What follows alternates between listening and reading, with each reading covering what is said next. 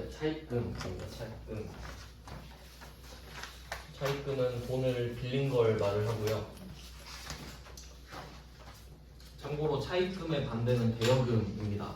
그리고 항상 공부하실 때는 반대편도 생각해 주시는 게 효율적인데 그래야 두 번 안 하거든요. 그러면 그 좀 존재감을 한번 따져볼게요. 차입금이랑 대여금이랑.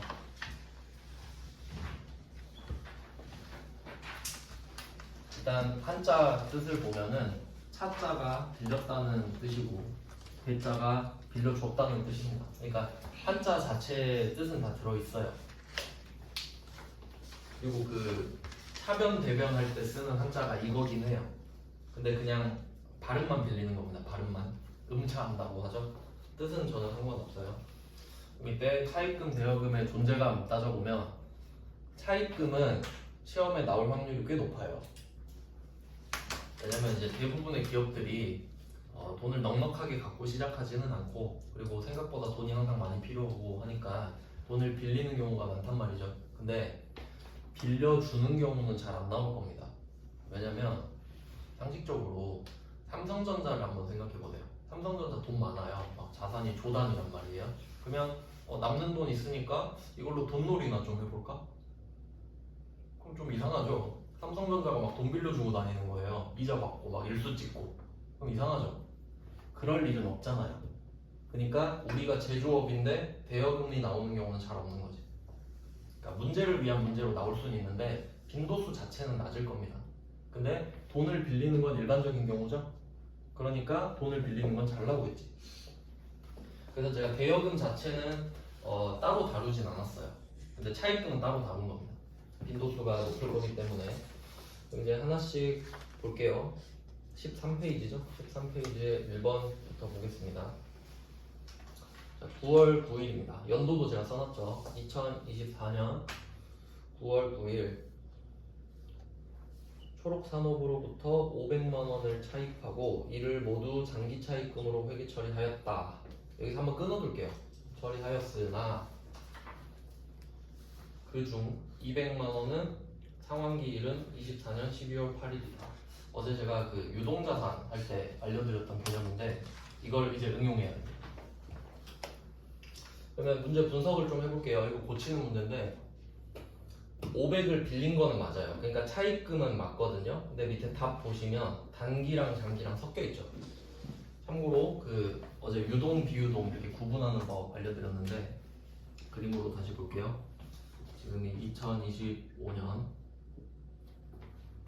2026년,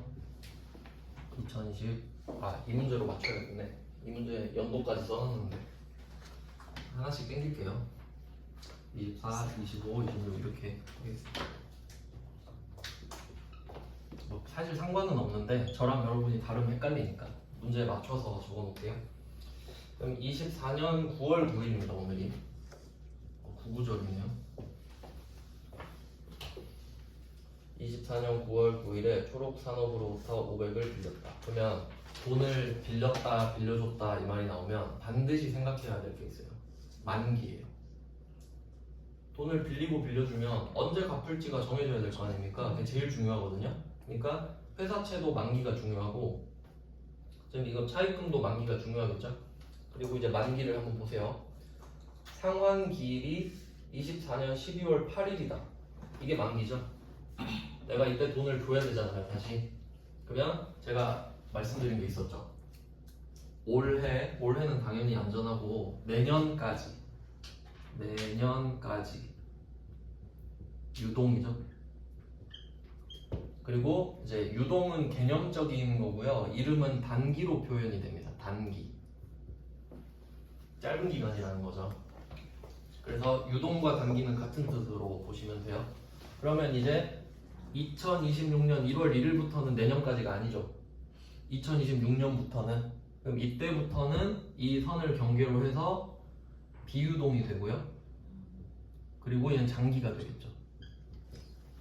이거 아니면 저거겠죠 뭐. 그래서 이 선이 굉장히 중요한 겁니다. 이 선을 잡아라. 그럼 지금 24년 9월 9일인데 24년 12월 8일에 갚으면 얘는 뭐 내년도 아니고 올해죠 완전. 그럼 얘는 단기 차입금이어야 되잖아요. 근데 장기 차입금으로 했다 이 말이에요. 그러면 검색해보니까 500만 원이 써 있으니까 그럼 장기 차입금 500 중에 200은 단기 차입금으로 바꿔라 이 말이죠. 독해 문제인 겁니다. 그래서 답을 보시면 500에서 장기 차입금을 300으로 줄이고 그 차액 200을 단기 차입금으로 새로 넣은 거잖아요. 그래서 답에 단기 차입금 이쪽을 표시하시면 되겠네요. 이걸 바꿨다라고 강조를 해주시면 되겠습니다.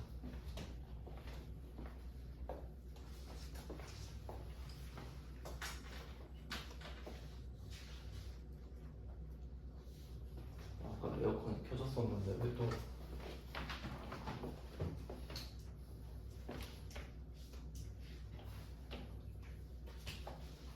네, 그 다음 2번 문제로 가볼게요.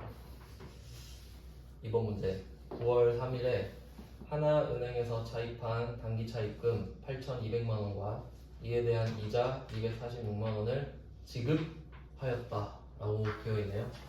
그럼 이건 원리금을 상환한 거죠. 그러니까 원금이랑 이자랑 같이 나오고 있네요. 아무래도 좀 더 복잡하겠죠. 그러면 자리를 한번 생각해 보시면 1번 문제가 이제 정답을 보시면 우리가 돈을 빌리면 차변에 보통 예금이 들어오잖아요. 그럼 이건 자산의 증가죠. 돈 빌렸으니까 돈 들어올 겁니다. 근데 이 돈은 다시 갚아야 되죠. 그래서 대변에 있는 차입금들은 성격이 다 부채 증가겠죠. 부채 플러스. 그리고 아까 말씀드린 대로 줄 돈 같은 경우는 거래처를 꼭 써줘야 돼요. 누구한테 줘야 되는지 알아야 되니까. 그래서 보면 초록산업이라고 써있죠. 그래서 이렇게 1대1 거래는 거래처를 반드시 써줘야 됩니다. 그래야 관리가 되니까요. 참고로 거래처 안 써도 틀립니다. 그래서 그 자리를 일단 보고 오시면 1번에서 자리를 봤죠. 그러면 단기 차입금이 오른쪽에 생긴다라는 걸 알았죠. 부채 증가. 그리고 이제 2번 문제로 오면은 단기 차입금이 차변으로 감소하잖아요. 이 돈을 갚았다는 소리죠. 그래서 단기 차입금 하나은행에는 부채 마이너스라고 써주시면 되고, 그럼 이 돈을 줘야 됩니다.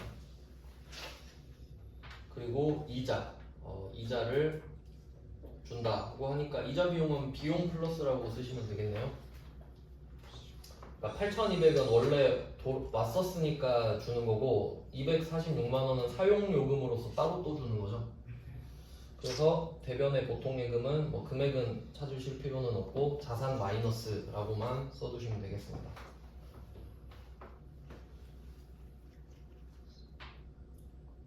그래서 뭐 1번은 그냥 뭐 빌렸을 때 회계 처리라고 생각하시면 되고 2번 문제는 이걸 갚았을 때 그리고 이자랑 같이 주는 것까지 회계 처리하는 거라고 생각하시면 되겠습니다. 원래는 원천징수 이슈가 있어야 될 텐데 은행이라 없는 건지 뭐 신경 안 써도 되겠죠. 말 없으면. 그 다음 이제 3번 문제로 가볼게요. 이게 조금 특이했던 문제 같은데 최근에 냈던 문제 중에서는 그럼 3번 문제를 보시면 사옥 취득을 위한 자금 9억. 여기서 그 앞에 명분은 필요 없습니다. 그냥 지금 돈을 빌렸다는 것 자체만 중요해요.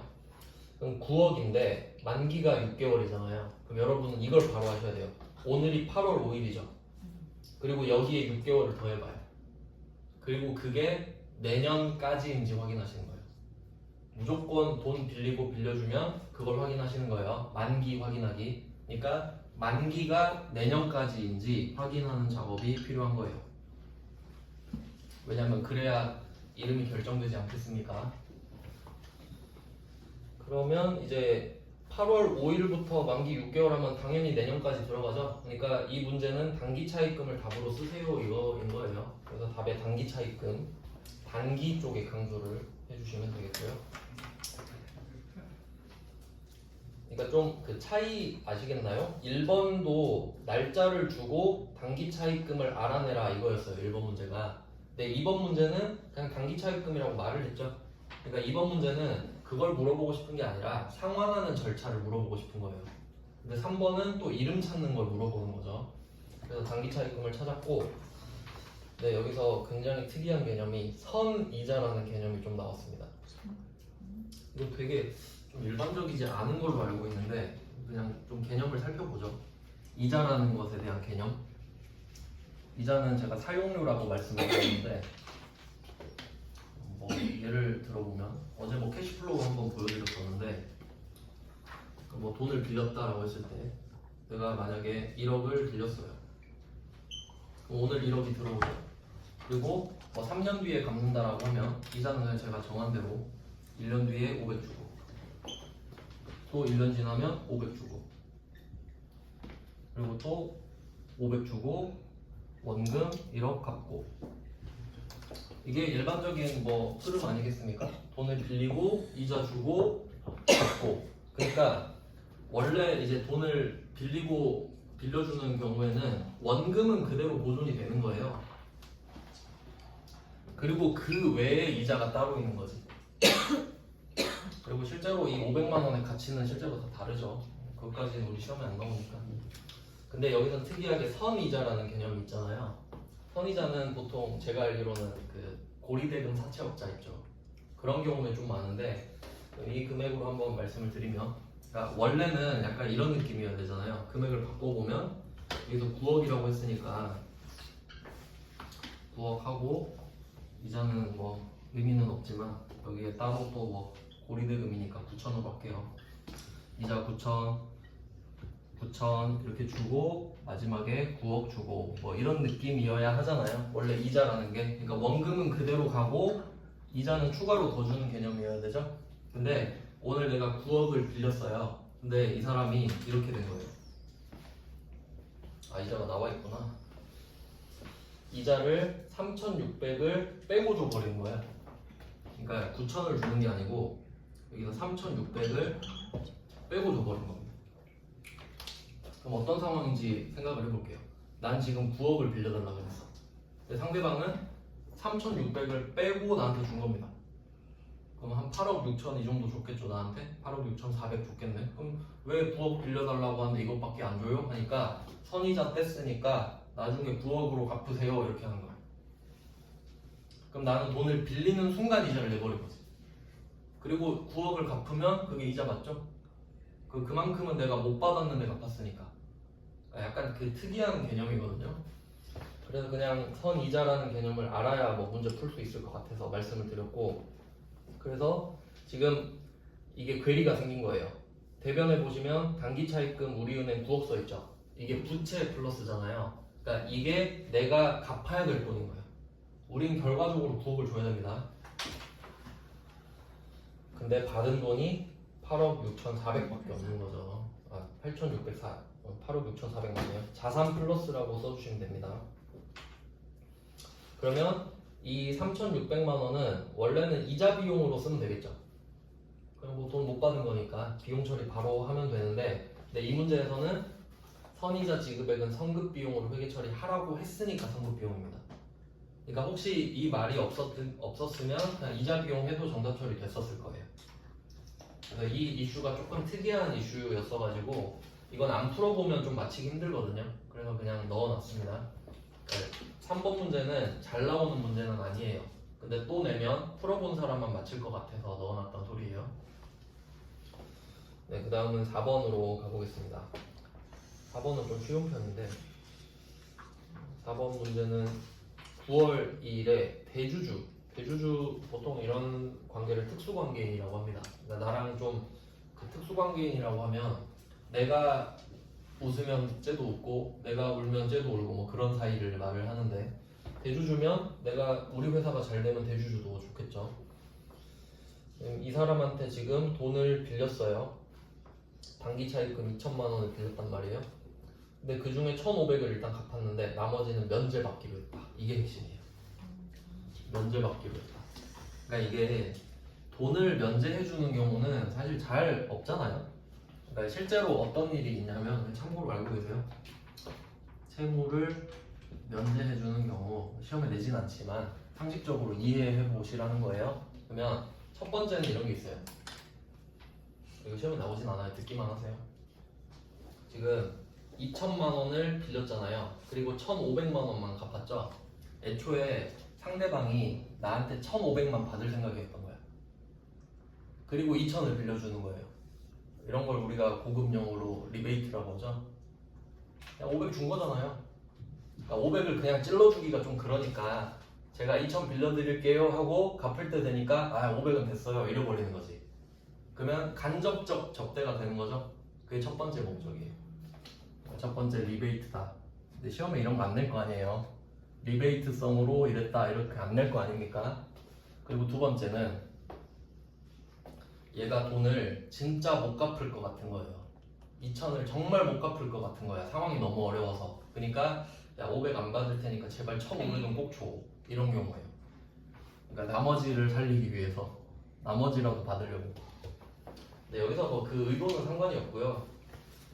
특수관계인이면 이런 거래는 이상하지도 않은 거예요.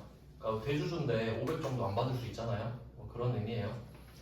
그러면 우리 입장에서는 단기 차입금의 위치를 생각해 보셔야 되는데 처음에 단기 차입금이 대변에 생겼었잖아요. 그 뭐 3번 문제 보시면 되겠죠. 단기 차입금이 차변에 있었어요. 근데 오늘 이걸 갚았잖아요. 그래서 대변에 있던 걸 차변으로 보내줍니다. 단기 차입금 전 만화 이름 꼭 써줘야 됩니다. 줄 돈 받을 돈은. 그래서 부채 마이너스라고 써주시면 돼요. 이 문제까지만 하고 쉴게요. 거래처 꼭 써주셔야 됩니다.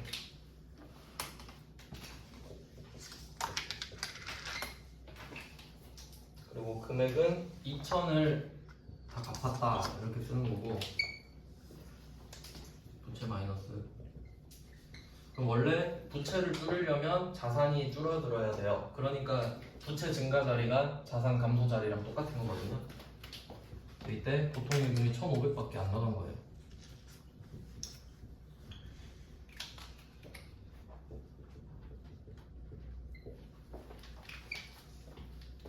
그러면 이 상황을 한번 생각해 보세요. 그러니까 지금은 조금 어려울 수도 있는데 이제 익숙해지셔야 돼요. 그 순자산이라는 개념이 있어요. 순자산. 순자산은 자산에서 부채를 차감한 개념입니다. 왜 이걸 따로 따지냐면 여러분이 갖고 있는 자산에는 부채가 껴있거든요. 그러니까 어쨌든 내 자산 중에 부채가 껴있는데 그 부채는 갚으면 없어질 돈 아니에요.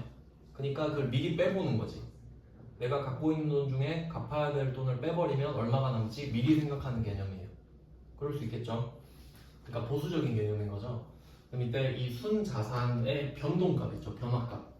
이게 뭐 오르든지 내리든지 이 부분이 손익이랑 같다고 생각하시면 돼요. 일단 여러분 지금 입장에서는. 그러니까 자산이 증가하면 수익이 생긴 거지. 자산이 오르면 좋은 거잖아요. 그럼 수익이 생겼다고 보는 거예요. 손익이 수익 비용이니까. 그럼 만약에 자산이 줄어들면 어떻게 돼요? 자산이 줄어들면 비용이 생긴 거지. 이렇게 생각하시면 되거든요. 그럼 지금 이 상황을 한번 해보죠. 부채가 2천이 줄었죠. 그럼 부채가 2천이 줄면 우리한테 2천이 좋은 거예요. 맞죠? 그러면 자산 2천, 수익 2천 느낌이야 지금. 부채가 2천 준 건 좋은 거예요. 자산이 준 건 안 좋은 거지만. 그리고 자산이 1,500 줄었죠. 그럼 이 두 개를 여기 넣어볼게요. 순자산으로. 마이너스 1,500. 이거 마이너스 나오니까 좀 헷갈리네요. 부호 바꿔줘야 돼요. 마이너스니까. 그러니까 지금 이렇게 한번 써볼게요. 이렇게 생각하면 돼요. 자산은 1,500이 줄었어요. 그럼 이것만 생각하면 안 좋죠.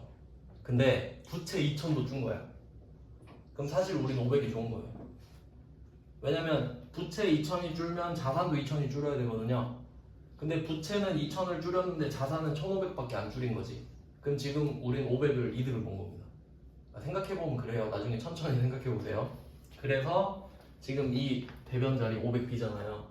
얘는 수익이에요. 여러분 지금 500 벌었거든요. 그러니까 돈 굳었다 이런 거지. 돈 굳었다. 그러면 지금 채무를 면제받았으니까 채무 면제 이익이 되는 거죠. 그래서 성격이 수익인 거예요. 그래서 지금 이 개념을 말씀드려요. 기분 좋잖아요. 생각해보면 기분이 좋아야 돼요. 쉬운 문제가 아니었네. 여기까지 보시고 10분 정도 쉬고 계속 보겠습니다.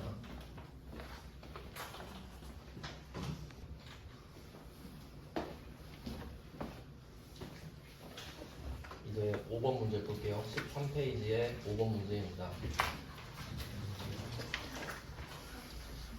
지금 단기 차입금 위주로 나오고 있죠. 단기 차입금은 만기가 내년까지인 애들이에요.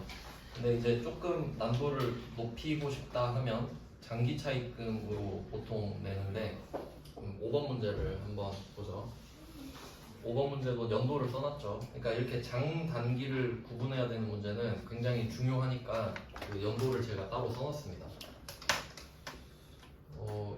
2023년 8월 23일에 돈을 빌렸다라고 돼 있어요. 근데 대출 기간을 보시면 여기 그냥 기간을 줘버렸네요. 그러니까 딱 봐도 이건 뭐 당연히 장기겠죠. 그러니까 대충 세어봐도 4년이잖아요. 4년이면 뭐 무조건 장기죠. 근데 사실 이렇게 기간으로 보는 게 아닌 거 아시죠? 그 처음에 돈을 빌렸을 때 이거부터 먼저 좀 설명을 해드릴게요. 장기 차입금 5번을 보기 전에 6번을 먼저 설명하는 게 맞겠네요.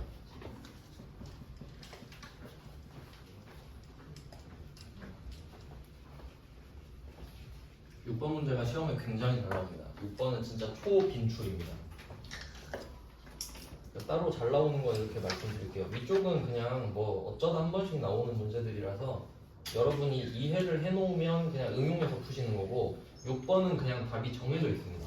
이 그대로 나오니까 반드시 숙지하셔야 됩니다. 진짜 이거 잘 나옵니다. 무슨 이슈인지 한번 볼게요. 6번 문제는 장기 차입금이라고 아예 대놓고 말을 했죠. 장기 차입금을 이야기를 왜 했는지 한번 생각을 해보겠습니다. 왜 이런 문제를 내냐면 이것도 한번 연도를 써서 이거는 그냥 지금 연도로 해보겠습니다.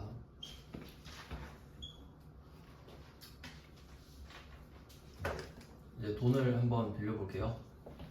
돈을 2025년 중에 빌렸다고 할게요. 날짜는 별로 상관없습니다. 연도가 중요합니다. 연도가. 그럼 이때 돈을 빌렸어요. 차입. 돈을 빌리는 순간 언제 갚아야 될지를 정해놓고 시작을 하겠죠. 돈을 빌리는 것 자체가 언제 갚겠습니다 하고 빌리는 거니까 이제 만기가 27년이라고 해볼게요. 그럼 이제 아시겠지만 날짜 안 중요하죠? 25년에 빌렸는데 27년에 갚으면 내년까지가 아니죠. 그럼 얘는 그냥 장기 차입금이에요.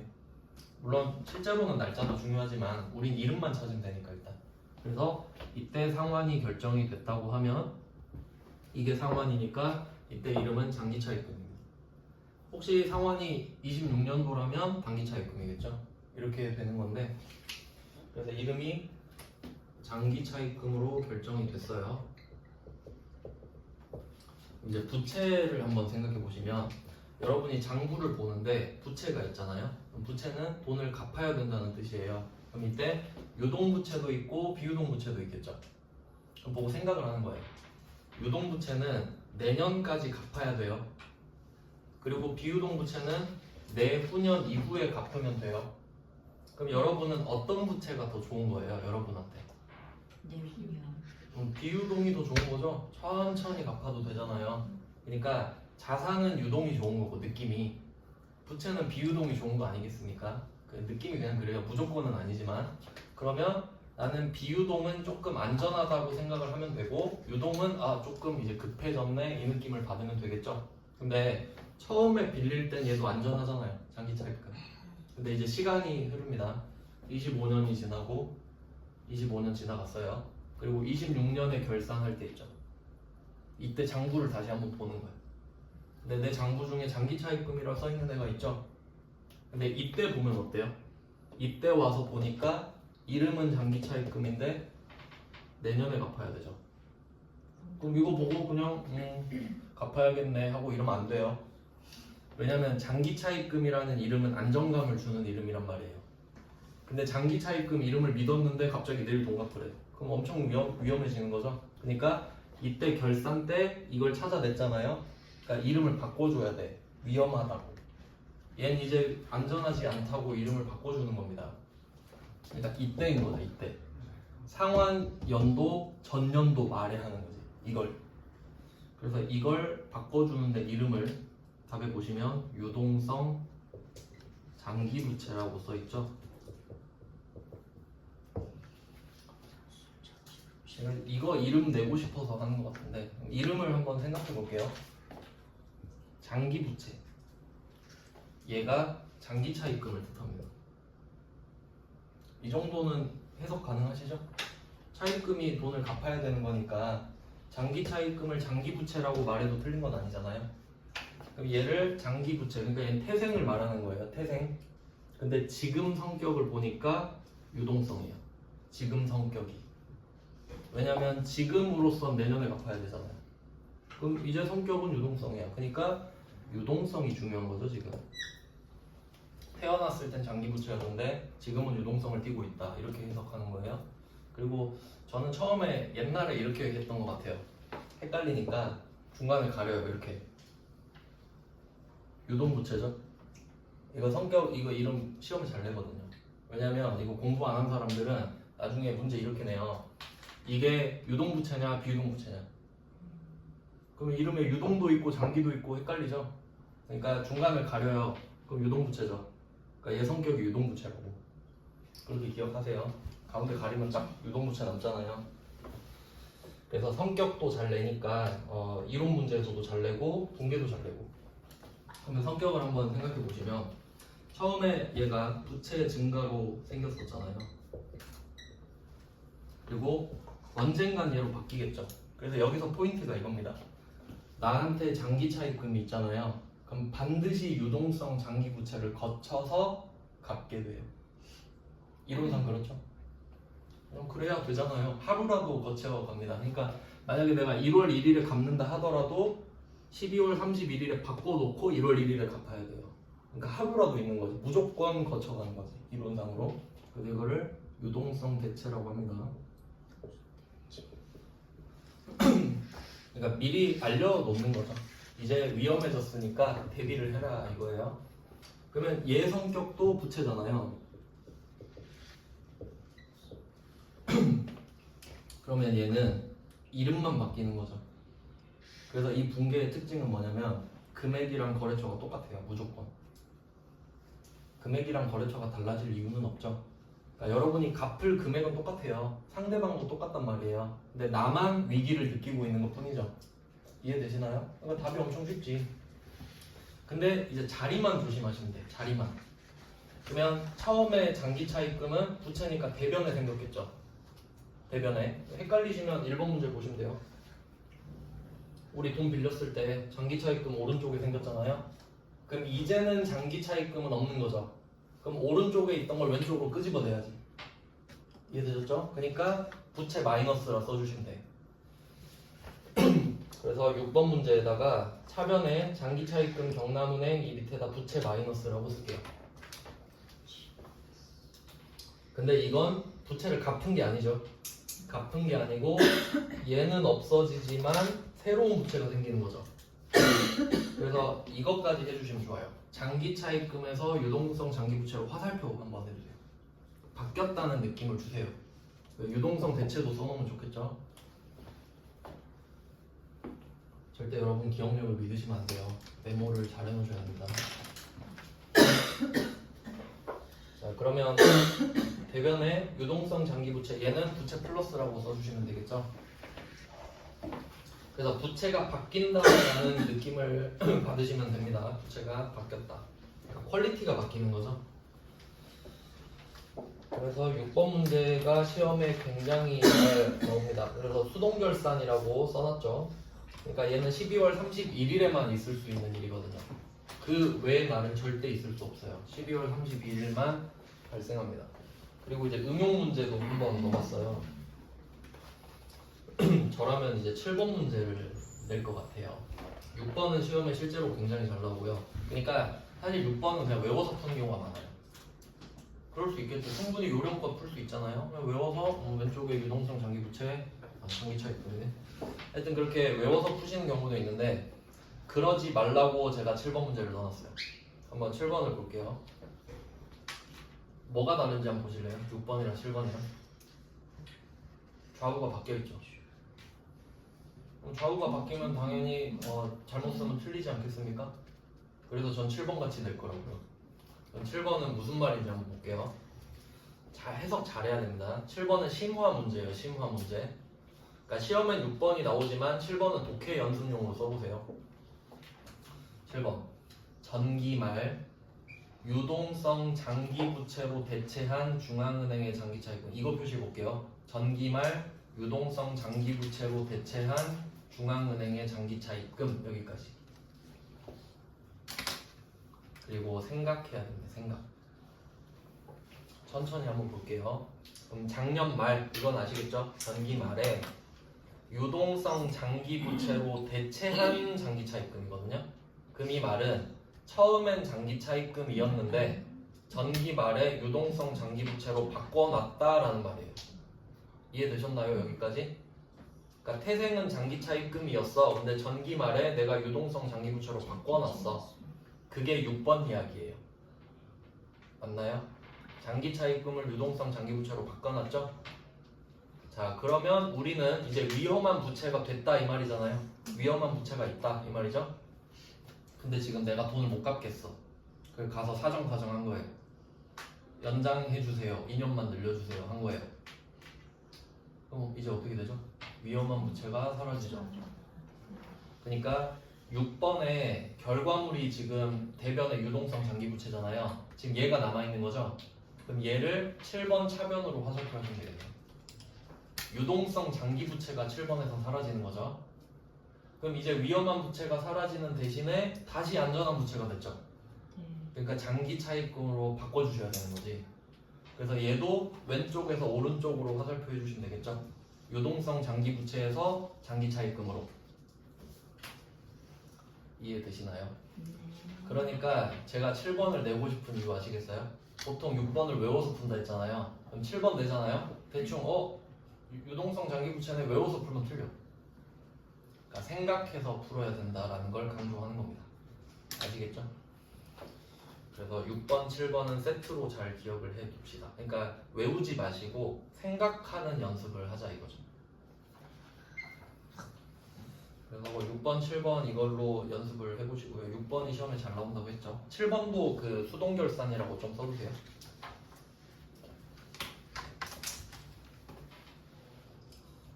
그 7번에 뭐 당연한 말이 써있죠. 관련 회계 처리 날짜는 결산일로 함. 이거는 있으나 없으나 같은 말이니까 한 줄 그어두셔도 상관없고요. 그리고 이제 5번 문제로 가볼게요. 그러니까 여러분이 6번 문제를 풀어봐야 5번을 이해하실 수 있는 거예요. 5번 문제를 보시면 나라은행으로부터 차입한 대출금. 그래서 뭐 이제 대충 봤을 때 처음에 장기 차입금이었겠거니라고 알 수 있는 거죠. 그러니까 이게 일부러 4년을 준 이유가 뭐냐면 여러분 헷갈리지 않게 하려고. 4년은 절대 장기 차입금이잖아요. 그러니까 그런 의도입니다. 그리고 조기 상환 표시할게요. 조기 상환. 이게 무슨 말인지 생각해 볼게요. 제가 이거 그려드리면서 이 말 했잖아요. 장기 차입금은 필연적으로 유동성 장기 부채를 하루라도 거쳐가야 된다고. 근데 조기 상환이란 말은 뭐겠어요? 그딴 거 없고 난 그냥 갚을게 이 말이에요. 이거 안 거치고 난 그냥 갚을게 이 말입니다. 그 말 뜻을 알아야지. 왜냐면 원래는 유동성 장기 부채가 사라지고 돈을 갚는 게 맞잖아요. 근데 장기 차입금에 조기 상환이란 말이 나오면 장기 차입금이 없어진다는 소리예요. 그거 물어보는 거야. 그 말 뜻 아냐고. 이해되시죠? 무슨 말 하는지. 그러니까 암기는 사실 없어요. 회계에서 다 이해해서 푸는 거거든요. 물론 이름은 외워야 하는 거겠지만 다 논리가 있는 겁니다.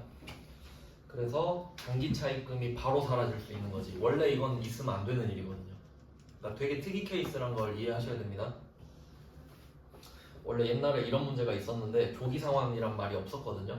그래서 제가 막 하면서 이건 조기 상환이란 말이 있어야 되는데 하는데 이렇게 다시 냈더라고요 문제를. 그래서 이 문제로 바꿔놨어요. 자, 그리고 이자 20만 원이 나왔습니다. 그러면 이 이자는 3번 문제랑 비교하시면 되겠죠. 3번 문제에서는 이자가 성급 비용이었죠. 근데 지금은 아무 말 없는데 답이 이자 비용이죠. 그러니까 이게 원칙이지. 이자는 이자 비용이지. 근데 3번은 성급 비용 쓰라고 했으니까 성급 비용입니다. 이런 패턴을 잘 읽으셔야 되는 거예요. 그러니까 여러분이 이 문제를 보면서 어떤 생각을 하셔야 되냐면 이 문제의 답은 이거야 이렇게 넘어가는 게 아니라 이 한 페이지를 딱 보시면서 숲을 보시는 거예요. 그래서 아 얘네들은 이런 말 할 때 이런 의도를 갖고 있구나, 이런 패턴을 읽어야 된다는 거죠. 그럼 그걸 읽어놓으면 나중에 찍어도 맞아요 진짜. 얘네들 의도가 이렇지 않을까? 그럼 대충 맞는다는 말이죠. 그러니까 하나하나에 매몰되면 안 돼요. 이 문제 답은 이거다 이렇게 외우면 안 된다는 거지. 그 다음은 이제 8번 문제로 가보겠습니다. 8번 문제는 참고로 우리 시험 범위는 아닌데 그냥 참고로 넣었습니다. 언제 낼지 모르거든요. 시험은 항상 대비를 미리미리 하는 게 좋으니까. 세무 2급 범위라고 되어 있죠. 이것도 참고로 수동결산이라고 좀 써두시면 좋겠네요. 최근에 급하게 고쳐가지고 고친 애들은 안 써놨네요. 수동결산이라고. 8번은 어떤 상황인지 한번 볼게요. 이 안에 주제가 나와 있어요.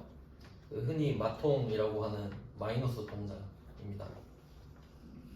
그러면 내용을 보니까 8번에 어진 상사는 2024년 2월 1일에 국민은행으로부터 1년 갱신 조건으로 마이너스 보통예금 통장을 개설하였다. 그러니까 이건 사실 상식을 물어보는 문제이기도 해요. 마이너스 통장의 개념을 아느냐. 물론 뭐 배우면 알 수 있는데 마이너스 통장의 개념을 생각해보면 원래 통장이라는 게 내가 돈을 넣은 만큼만 뺄 수 있잖아요. 근데 마이너스 통장은 그냥 만들면 거기서 그냥 돈을 쓰면 마이너스로 계속 찍히는 통장을 말을 하는 거죠. 그래서 지금 1년 갱신이라는 건 뭐냐면 그러면 내가 통장에 잔액이 없어도 돈을 계속 쓸 수 있다는 소리잖아요. 근데 이거를 기한을 안 정해놓으면 평생 계속 쓰기만 하겠죠. 그럼 은행들은 돈을 못 벌잖아요. 그러니까 네가 1년 동안은 마음대로 써라. 근데 1년 지났을 때는 한번 갚아라 이 말이에요. 1년 갱신이란 소리는. 그러니까 1년 사이클로 한 번씩 빵원으로 맞춰놔라 이 말이거든요. 그 말은 갚으란 소리죠. 뭐 그 한도는 얼마인지 모르지만 한도만큼은 갚으란 소리예요. 그리고 오늘 2024년 12월 31일입니다. 그래서 통장 잔액을 보니까 마이너스 570이 찍혀 있는 거죠. 그러면 실제 통장에는 마이너스 570이 찍혀 있을 수 있잖아요. 실제 통장에는. 근데 우리는 회계 처리를 하고 있죠. 근데 회계 처리하는데 보통 예금 마이너스 570은 말이 안 되잖아요. 마이너스가 어떻게 존재해? 우리 현금 마이너스 570을 갖고 있을 수는 없죠. 그러니까 이건 통장에 찍혀 있는 숫자니까 회계상으로 바꿔라 이거지. 그러면 그게 어떻게 가능한지 한번 생각을 해볼게요.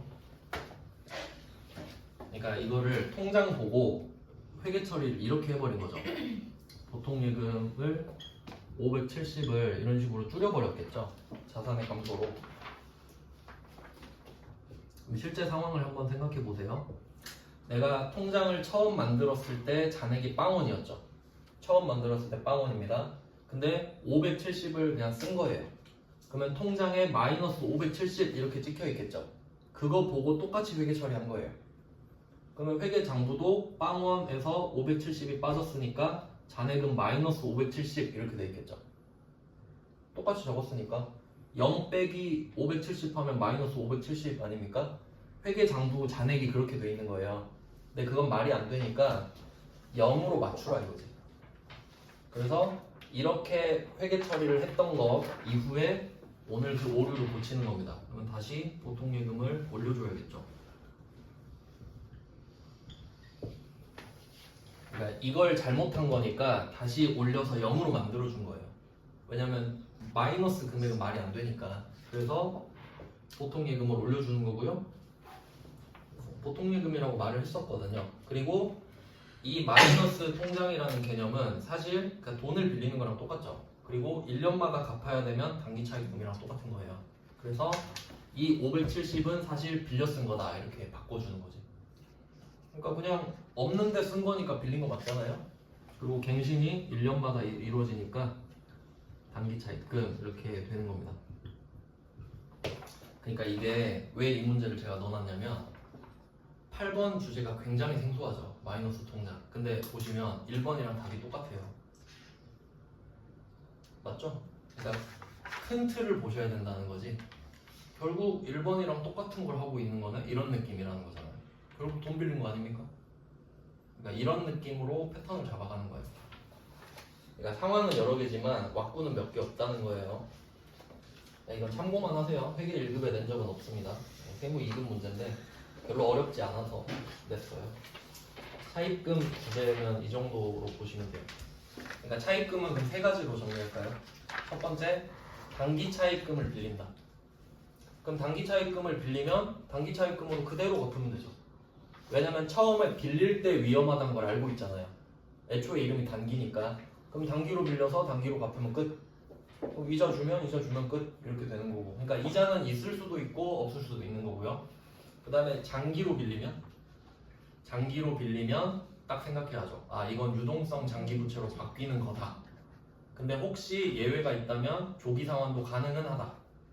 그리고 이자가 붙는 건 뭐 당연히 있을 수도 있고 없을 수도 있는 거고. 그다음 이제 세 번째 주제가 마이너스 통장. 근데 마이너스 통장은 단기 차입금이랑 똑같다. 이렇게 정리가 되는 거죠. 그럼 결국 두 개네. 단기 차입금, 장기 차입금. 근데 좀 주제를 체계화 시키셔야 된다는 거죠. 체계화. 그래서 제가 웬만하면 같은 주제는 한 페이지에 넣는 이유가 그거예요. 그래야 여러분이 딱 그 설계가 되거든요. 구조가. 따로 나중에는 여러분이 직접 목차를 만들어 보시는 것도 굉장히 도움이 돼요. 왜냐면 이건 제 방식이거든요. 그 다음 이제 14페이지로 가볼게요. 임차 보증금.